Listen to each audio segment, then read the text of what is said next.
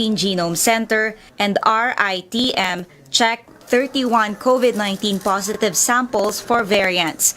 All are fully vaccinated and from the same household. Lahat ng mga kasong ito ay nakatapos na po ng kanilang home isolation at considered asymptomatic and recovered. Their 7 close contacts have already finished isolation. In total, there are 22 BA tags have already finished isolation. In total, there are 22 BA 2.12.1 cases, 18 got the variant in the country. Meanwhile, Philippines' first BA4 case already recovered, a returning Filipino from Qatar who traveled to South Africa. Health authorities tracked 33 co-passengers and are checking their health status. They're also checking the new batch of tourists who tested positive for COVID-19 in Palawan. This includes 14 foreign tourists and 2 local crew who went to Tubataha Reef in mid-May. 6 had mild symptoms, the rest asymptomatic. All but 1 are fully vaccinated. Experts say BA.4 and BA 2.12.1 are more transmissible than the original Omicron. DOH Technical Advisory Group member Edsel Salvania says there's no need to reinstate testing requirements for local travelers. These cases, especially among those who are vaccinated, are asymptomatic or mild. And so they are manageable. Hindi naman napupuno yung ICUs. So this is really part of going towards the shift to endemicity, being able to live with the virus. We have our medications. We have our prevention measures. The government recently exempted international travelers aged 18 years and up from pre-departure COVID test if they are boosted. Also exempted are the fully vaccinated aged 12 to 17 and children 11 years old and below if accompanied by fully vaccinated parents or guardians. Caroline Bongkin, CNN Philippines. 13 out of 17 regions now have higher COVID-19 cases than the past 2 weeks, but the health department says this is not affecting the healthcare system. Well, the state-run health insurer is raising alarm bells in what it calls downcasing of COVID-19 cases. PhilHealth says it has received reports of hospitals declaring coronavirus patients as less severe than their actual condition. It says these may be out of concern that the health insurer will not pay the right amount of claims. Marami kami naririnig na ganun. Nung unang panahon na Mr. Chair, ang tawag niyan upcasing, yung simple, ginagawang grabe. So we were able to, ngayon daw bago na downcasing naman. Yung grabe, ginagawang simple. In this case, apektado yung kliyente, ay yung member ng PhilHealth. Kasi instead of the hospital giving him a higher benefit, sa takot niya na hindi na mabayaran at palagi kami ng slash, binibigay yung lower. So again, we are asking every Filipino na experience ng ganyan to let us know so that we can file the necessary or call the attention of the facility. PhilHealth advises patients to approach its outposts or desks at hospitals to check if their benefits have been assessed.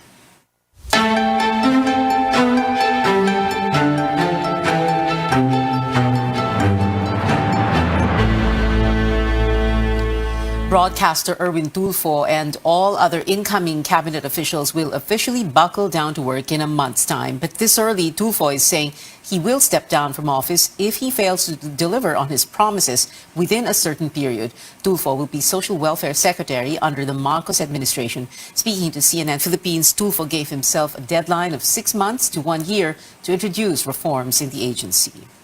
Please give me 6 months to 1 year to deliver. Pag hindi ako nakadeliver, hindi ko na ibigay o natupad yung mga sinabi ko na ayuda less than 24 hours after calamity, after sunog, then I will step down. Just have to remind me, Mr. Tulfo, May 31, 2022, sabi mo bababa ka pag hindi ka nakadeliver. So after 1 year, sa May 31, 2023, if I haven't delivered and kept my promise, then I will step down, I promise. Among his proposed reforms, setting up a quick response team for the immediate distribution of aid during disasters and updating the master list of beneficiaries for the social amelioration program. Tulfo also promises to be a secretary on the ground, even if that would involve sleeping in evacuation centers. Erwin Tulfo is not the only Tulfo in government. His elder brother is Senator-elect Rafi Tulfo, whose wife, Jocelyn, represents ACT CIS party list in Congress, with son Ralph for Quezon City's 2nd District. Liloan, Cebu Mayor Cristina Frasco accepts President-elect Bongbong Marcos' offer to be the next tourism secretary. In a statement, Frasco says she is, quote, eager to support Marcos's vision to revitalize tourism so it may significantly propel the Philippines' post-pandemic economic growth, unquote. Frasco also cited her experience as a mayor in Cebu province, where tourism is a major economic driver. Frasco also thanked Vice President-elect Sara Duterte, whom she served as spokesperson, as well as her family and constituents for their support. Meanwhile, the Budget Department welcomes the choice of Bangko Sentral Assistant Governor Amena Pangandaman as incoming secretary. The agency says it is ready to work with her to ensure a smooth and orderly turnover of leadership. It believes, quote, reforms will be introduced and sustained to get the country through the transition period of post-pandemic recovery, growth and sustainability, unquote. Well, let's take a look again at how the Marcos cabinet is shaping up. As of May 30, there are so far 17 appointees, including his running mate and now Vice President-elect Sara Duterte, who will take the helm of the Education Department. Also serving under the administration, some of his allies, including spokesperson Vic Rodriguez, who will be his executive secretary, and campaign manager Benjamin Abalos, who will head the Interior Department, as well as experts and former officials of past and current administrations. But we're still waiting for Marcos's picks for other agencies, including the Departments of Agriculture, Energy, Environment, Foreign Affairs, Health, Defense, Transportation, and Science and Technology. Incoming Press Secretary Trixie Cruz Angeles says they will announce more nominations in the coming days. Senator Cynthia Villar supposedly offered to share the Senate presidency with her colleague Mig Zubiri. That claim coming from Senator Bato de la Rosa. Zubiri earlier said colleagues who want him to become the Senate president reject the idea of term sharing. Open naman si Senator Cynthia ng term sharing. In fact, nag-offer siya noon pa. Meanwhile, Senator Amy Marcos says her brother, President-elect Bongbong Marcos, is unlikely to endorse anyone. Zubiri earlier said Marcos sought help from him and House Majority Leader Martin Romualdez to craft a legislative agenda. Oh, it's most unlikely and quite improper. As you're well aware, there's a separation of the three branches of government. Hindi po tayo nanghihimasok sa executive. Ang executive hindi papakialaman ng judiciary and so on and so forth. Kasi hindi naman siya tama, di ba? But Senator Marcos says she is not privy to that meeting. Coming up on Newsnight, another series of incidents in the West Philippine Sea prompts Manila to take new diplomatic actions against Beijing. And a former member of One Direction adds to the long list of international acts staging a concert in Manila. Details right here on CNN Philippines.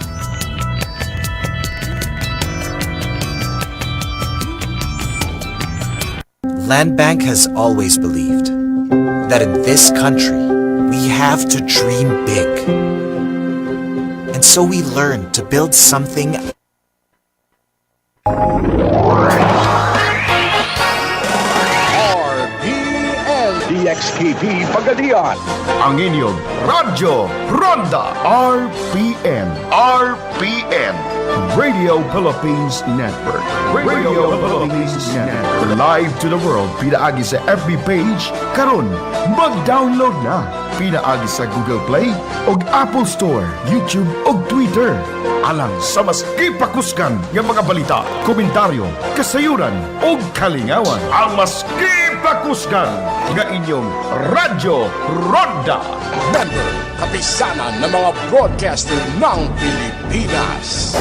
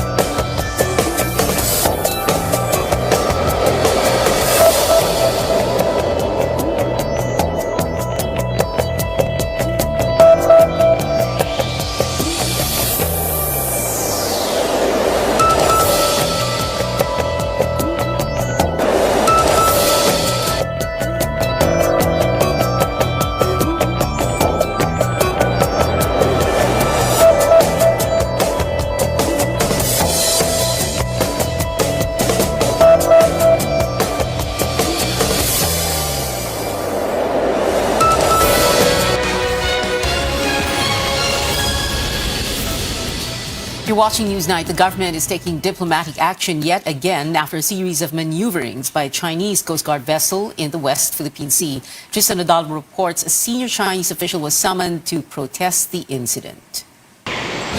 The Foreign Affairs Department assures the public that it is taking appropriate actions for violations of Philippine maritime rights in the West Philippine Sea. The statement comes after Washington-based Asia Maritime Transparency Initiative recorded 3 incidents in the recent months involving the alleged intimidation or interference of Chinese Coast Guard ships with Philippine and Taiwanese research vessels in our territory.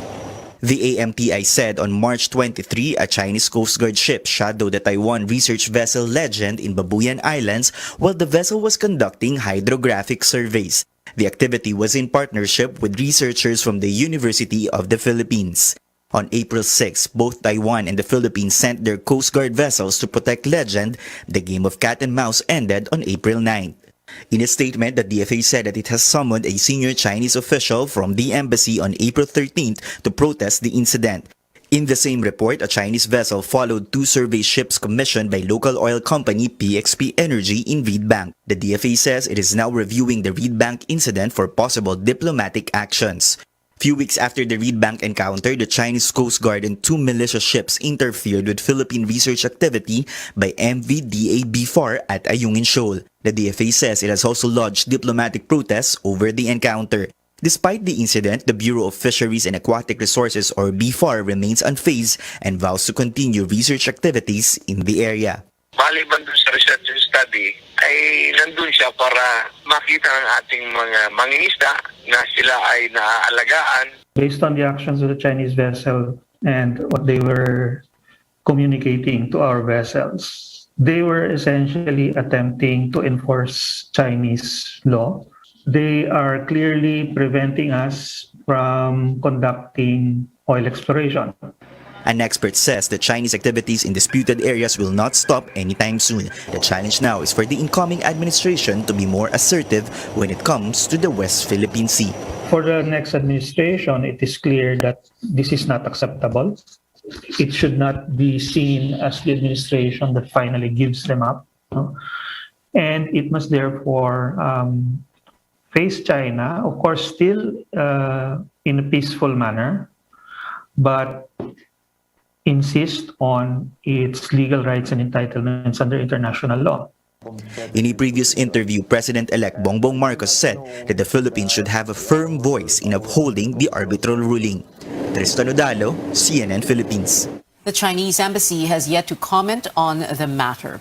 Developments in an explosion in a bus terminal in Isabela City, Basilan, Monday night. Authorities looking at extortion as the possible motive behind the blast that injured 2 people. Armed Forces Western Mindanao Command spokesperson Major Andrew Linao says they have yet to identify the group behind the bombing. Meanwhile, authorities clarify that a separate explosion at a fast food chain, also in Isabela City, was caused by faulty electrical wiring. Authorities expanding the scope of the search and rescue for the 7 fishermen still missing in Palawan. On Saturday, a fishing vessel collided with cargo ship MV Happy Hero off the island of Macaranao. 13 of 20 fishermen were rescued. Coast Guard says another ship has been sent to help in the rescue efforts. He adds the Coast Guard will not shift to retrieval operations just yet. So far, in-expand na rin yung search area. Umabot na ito sa 500 square nautical miles at magpapatuloy tayo at hindi pa natin siya i-terminate at hopefully magkaroon pa ito ng magandang resulta. Ang challenge lang talaga kung paano hahanapin tsaka yung direction kung saan sila. Kasi mayroon ding possibility based dun sa accounts ng mga survivors na baka kasamang lumubog ng fishing boat. The fishing vessel's company is now in talks with representatives of the MV Happy Hero. In other news, Senate Electoral Reforms Chairperson Amy Marcos wants sanctions against service providers in case vote counting machines malfunction in the next automated polls in 2025. In a committee hearing, officials of the Commission on Elections said more than 1,000 VCMs and 600 SD cards had to be replaced last May 9. All these election materials were from Smartmatic. Marcos is also looking at possible sanctions against erring poll workers after defective vote counting machines forced voters to leave their filled-in ballots with members of the Electoral Board. Should we categorize as election offenses failing to require the voter to execute a waiver, failure to properly brief the voter, coercing or forcing the voter in some way to simply leave his filled-in ballot? That can be included as one of the election offenses. Only 4 out of 260 national candidates have submitted their campaign spending reports before the COMELEC so far. COMELEC says only senatorial candidate Guillermo Eleazar and 3 party lists have turned in their Statement of Contributions and Expenditures, or SOSE. The SOSE is due on June 8, 30 days after Election Day. Through the spending report, COMELEC can monitor campaign overspending and whether candidates receive funds from foreigners or prohibited industries such as public utilities and banks. Winning bets who are unable to file their sources cannot assume office, while overspending candidates will be disqualified.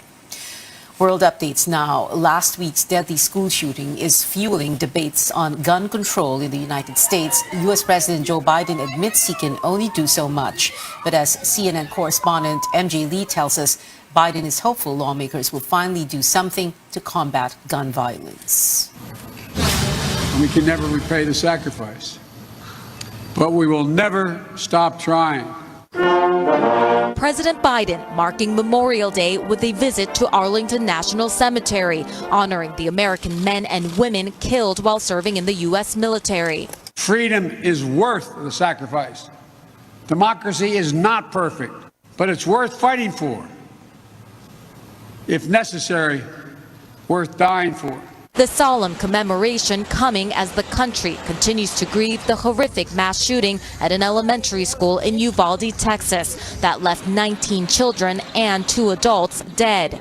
Those killings reigniting the fraught national debate on gun control and putting new pressure on the president and lawmakers in Washington alike to take meaningful action. I know that it makes no sense to be able to purchase something that can fire up to 300 rounds. The Second Amendment was never absolute. The president signaling a hint of optimism about some of his GOP colleagues in Congress. I think things have gotten so bad that everybody's getting more rational about it. At least that's my hope and prayer.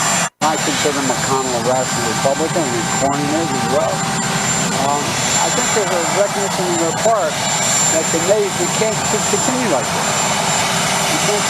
But Biden also indicating that his own hands are largely tied when it comes to major actions pushed by gun reform advocates. I can't outlaw a weapon. I can't, change the background check. I can't do that. Over the weekend, the president and the first lady traveling to Uvalde to console a traumatized and broken community. As he left church, Biden confronted with anguished onlookers.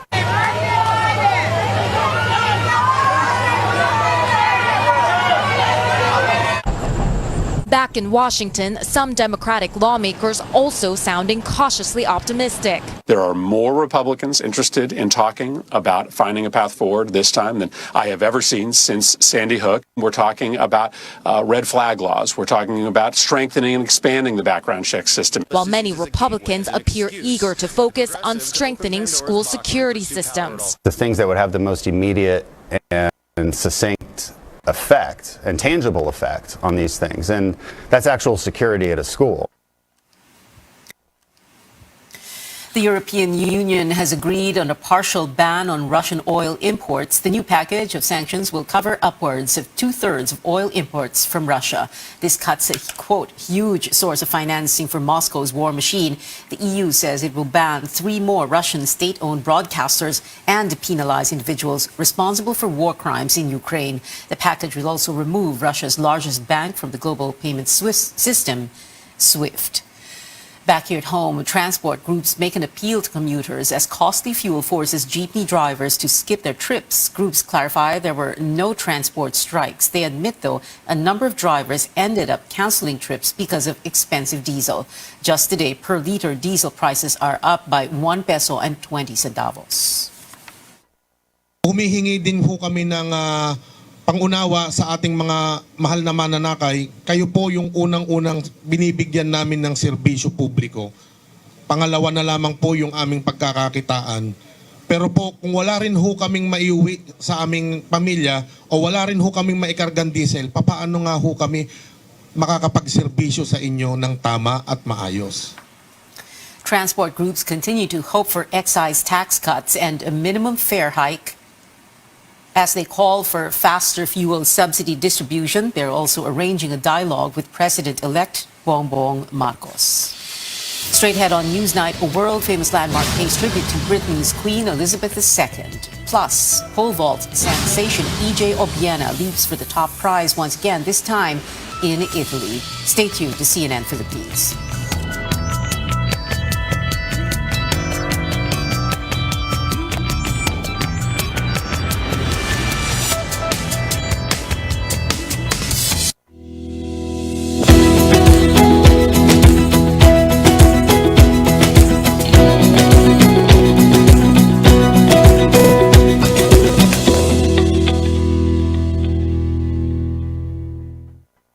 Exodo, Kabanata 18, Versikulo 21. Ngunit pumili ka ng mga RPN DXKP Pagadian. Ang inyong Radyo Ronda RPN. RPN Radio Philippines Network. Radio Philippines Network. Live to the world. Pinaagi sa FB page. Karon, mag-download na. Pinaagi sa Google Play o Apple Store, YouTube o Twitter. Alang sa mas kipakuskan ng mga balita, komentaryo, kasayuran o kalingawan. Ang mas kipakuskan ng inyong Radyo Ronda Network. Kapisanan ng mga broadcaster ng Pilipinas.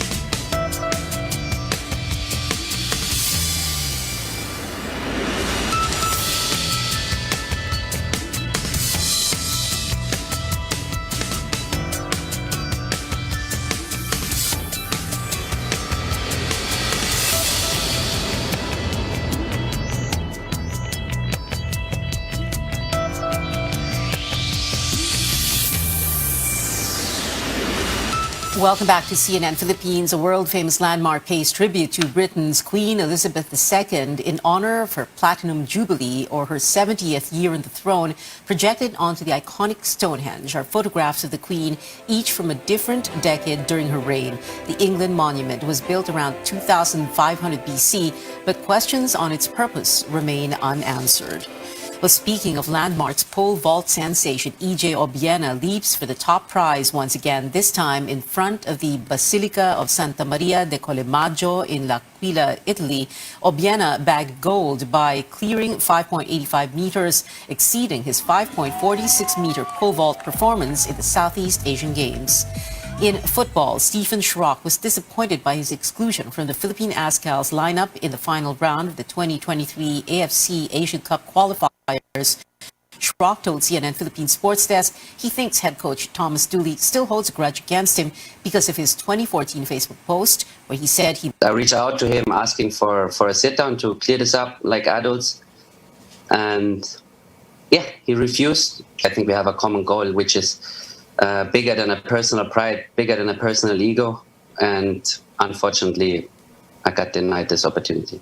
I make myself available if ever there is a need and ever there is a demand. I'm always here for the country. I'm always trying to serve. In an interview with CNN Philippines yesterday, Dooley said the decision was based on Chiroc's performance and not because of personal issues. Pageant fans, get ready. Only 5 days to go until someone takes the coveted Miss World Philippines 2022 crown. 36 beauties will compete at the Mall of Asia Arena in Pasay. 3 other major titles are at stake: Miss Supranational Philippines, Miss Eco Philippines, and Reina Hispano-Americana Filipinas. Watch it as it happens live on Sunday at 9 p.m. right here on CNN Philippines. Performing on the Manila concert stage soon is British singer Louis Tomlinson. The former One Direction member is holding his first solo live show in the country on July 16th at the New Frontier Theatre in Quezon City. Tickets selling begins on June 5. The excitement doesn't stop there, though, with more international artists set to rock out Filipino audiences from 2022 to 2023. Here are some of those much-awaited concerts, including All Time Low on August 15th, Justin Bieber October 29th, and Westlife on February 20th next year. More music news, including a U.S. tour that's bound to bring back a Disney song you probably just managed to get out of your head. Here's CNN's David Daniel with tonight's Hollywood Minute. We don't talk about Bruno, no. Prepare for Encanto, the sing-along film concert. The event features the movie and a live on-stage band leading the audience in all the popular songs from the soundtrack. The 32-city tour begins July 18th in Ridgefield, Washington. Tickets and more info at disneyconcerts.com/Encanto. We're invisible. We're pissed off. We're bored. So maybe that should be our image. With the right guidance, you could change the world. And they did. Pistol is a 6-episode limited series about the Sex Pistols, the English punk rock band that helped spark the UK's punk movement. Pistol premieres today on Hulu. Kate Bush fans, old and new, are running up that hill. The English singer-songwriter's 1985 single is #1 on the iTunes chart after it played a significant role in the season 4 premiere episode of Netflix's Stranger Things. In Hollywood, I'm David Daniel. And that is it for now. Join me again on news.ph at 7 p.m. and on Politics as usual at 8:30. I'm Pia Ontiveros for Newsnight, where we go above and beyond the headlines.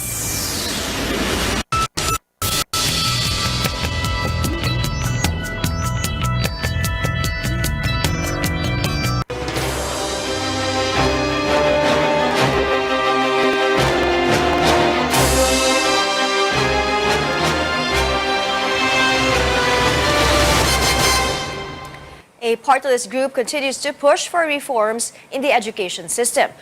One Ang Edukasyon party list is one of the groups seeking a seat in Congress. Joining us now in the program is its first nominee, Representative Salvador Bong Belaro. Good morning.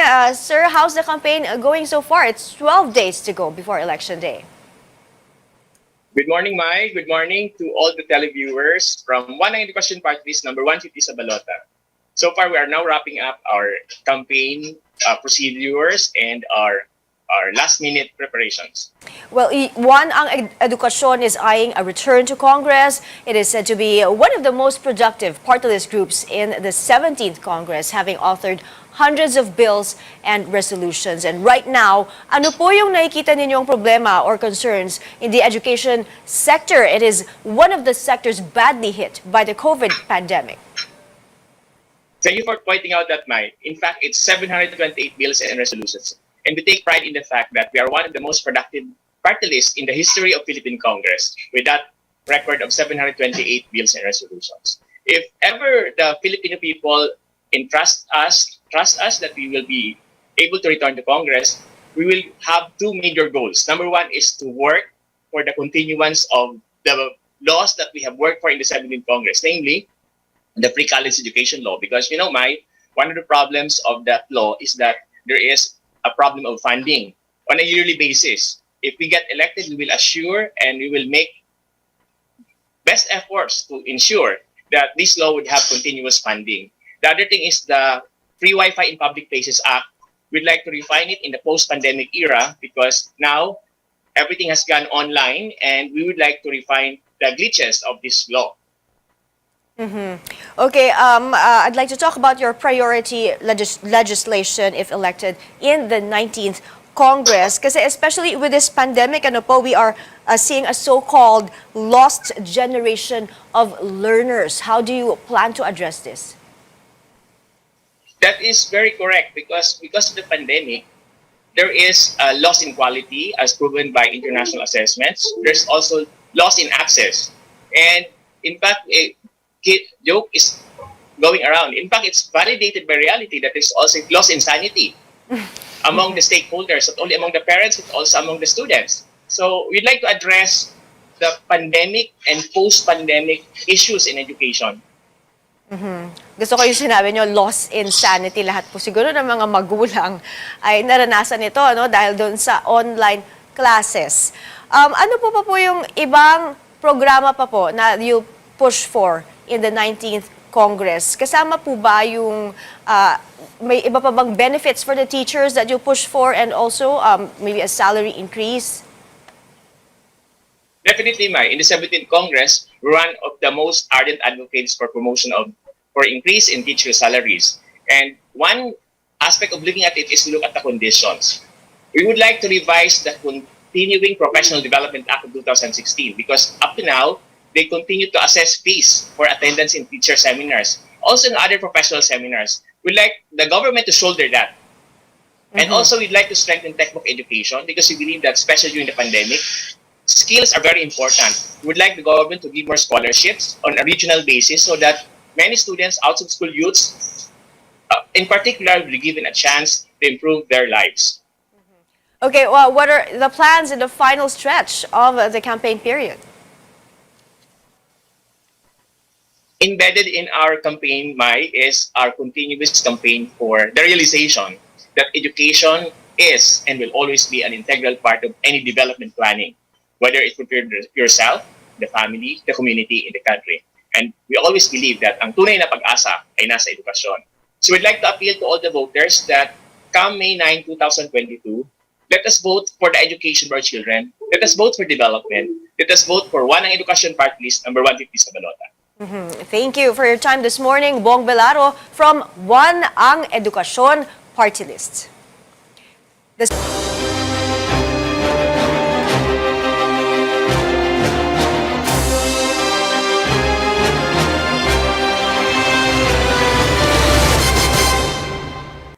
Efficient internet has become key in our lives, especially amid the pandemic. From communicating with loved ones to research and doing business and even ordering food and goods, we do it all online. Yet access and connectivity woes continue to plague us. A party list is pushing for better internet as it vies for a seat in the next Congress. Joining us now for this up-close segment is Sam Buenviaje. He is the second nominee and spokesperson of Walang Iwanan sa Free Internet or Wi-Fi Party List. Good morning, Sam. Thank you for joining us here on New Day. Now, could you please tell us what is the status of your campaign with just a few days to go before Election Day? It is a very tough campaign since we are new in the party list. We are going around different localities and barangays to deliver our message. Last Sunday, we had our motorcade in Pasig and we really made some noise. Alam niyo naman ng mga Pilipino kapag nakakatinig ng parada, talagang lumalabas sila sa kanilang mga bahay para makita ito. So maganda naman naging reception nila sa amin. They are shouting and saying that they fully support our party list at talagang nakakataba ito ng puso. All right, Sam, maybe you can talk to us a little bit about the challenges of internet connectivity in the country. Isa na ba tayo sa ranking within the Asia-Pacific region? There are some recent studies showing that we had a bit of an improvement in mobile internet ranking. But for you, how would you describe the situation? From our perspective, if you want a good internet connection, you have to pay the premium. Not all can afford those premiums and not all has an access to internet connection. So our party list is focusing in the 5 pillars of internet. This is the barometer of digital happiness. Kapag naging maganda ito, mapapaangat natin ang kabuhayan ng mga Pilipino. So number 1 is yung affordability and accessibility. As I've said earlier, not all can afford the premiums to pay the internet connections, and not all has the access for the internet. Number two is the quality. Before, nasa number 88 tayo sa broadband. But now, siguro nasa number 63 na tayo. Pero mababa pa din ito. Third is the electronic infrastructure. Telcos are having hard time in the installation of fiber optics due to strict requirements of LGU. Hayaan natin yung mga telco siguro na makapaglatag ng kanilang infrastructure. Alisin natin ang mahigpit na requirements lalo na sa pag-apply nila ng mga permit sa LGU. Ito yung tutulungan namin talaga sila doon. Doon naman sa mga hindi marating na lugar ng telcos, ito yung kailangan natin i-focus. Ito yung mga unserved and underserved. Meron tayong tinatawag na EO127. Naglalayon ito na palawakin na magiging source ng very small aperture terminal or VSAT na hindi na kailangan kumuha ng prangkisa para makapag-servisyo sa ating mga komunidad. Ito yung community via satellite, high speed for remote population. Ito yung meron kang teleport sa baba, sa lupa, tapos kukuha ka ng signal galing sa satellite, ibabato ito sa mga VSAT, meron kang IP modem, may server ito, tapos makakapagtayo ka ng mga base station. Doon sa base station, meron kang mga Wi-Fi access point na magbabato sa mga community, sa mga bahay-bahay, doon sa mga baryo, maliit na munisipyo, o hindi natin kailangan ng mga cell towers para makabitan ng fiber optics. So basically, there's no excuse to have areas within the country that don't have internet. I know that your group is calling for a digitized and smart Philippines. And in order to achieve this, do you think we need more providers or we just need better providers? I think we need more providers kasi kulang ang mga cell towers natin, and yung mga far reach na mga isla ng Pilipinas, wala talaga silang access sa internet. Wala silang mga cell towers. Kaya naman, mas maganda magkaroon ng mga satellites, kagaya ng sinusulungan ng EO127. Babantayan natin sila. Right. So if ever your party list does get elected into Congress, Sam, ano ba yung mga ibang advocacies na ipopush nyo sa Congress? So we have been pushing since day one of the campaign that our number one priority is to institutionalize the satellite-based internet connectivity in unserved and underserved areas in country using the VSAT and BGAN technologies. Our call must have been reached the campaign team of Senator Gatchalian, so is now just recently proposing the enactment of satellite-based internet connectivity in school.